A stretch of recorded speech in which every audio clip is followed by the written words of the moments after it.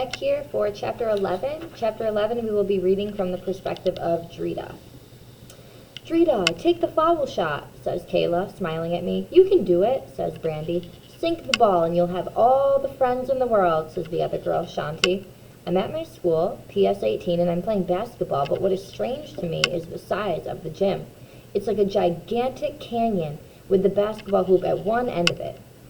I have not played since I was in Kosovo, I tell them. Now I'm surprised to see Vittori there. Vittori? What are you doing here? I ask her.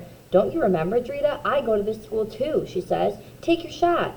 I aim at the hoop and throw the ball. I am so surprised to see that it lands in the hoop. Yeah, Drita, the girls shout, you're a championship player.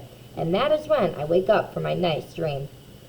On the side of the bed where my Guichet was sleeping, the covers are thrown back and the bed is empty. Guichet? I say in the dark. Where are you? But my grandmother doesn't answer. In Pristina, I had my own room full of toys and posters of American singers.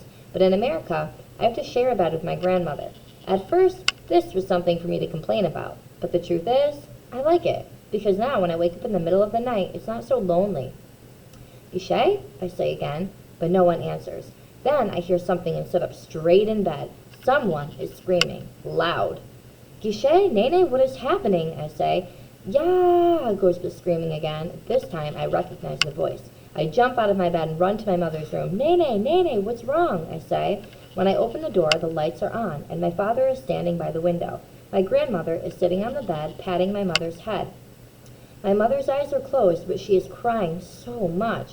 What's wrong with her? I ask. Is she sick? Shh, Drita, she is still sleeping, my father says. Sleeping? How can she be sleeping with all that noise? It's a nightmare. She dreams about Cousin Zana, my grandmother says. You don't know that, says Baba. Yes, I do, she told me, Guichet replies. Go back to bed, Drita, my father says. Grandmother will stay here with Nene tonight. I have to work in a few hours anyway. It all seems very strange to me to be woken up from my nice dream by my mother's nightmare, but I'm too sleepy to ask any more questions. When I go back inside my room, Hashim is standing in his crib, looking at me with big eyes. I think he is scared too. Shh, baby, don't be frightened, I tell him. It was just a bad dream Nene had. My brother reaches his arms towards me. There is still sleep in his face, and tears also. Oh, poor baby, do you want to sleep with me? I say, picking him up. It feels good to have a little warm person in the bed with me, not so lonely. Soon Hashim is sleeping peacefully, his fingers in my hair.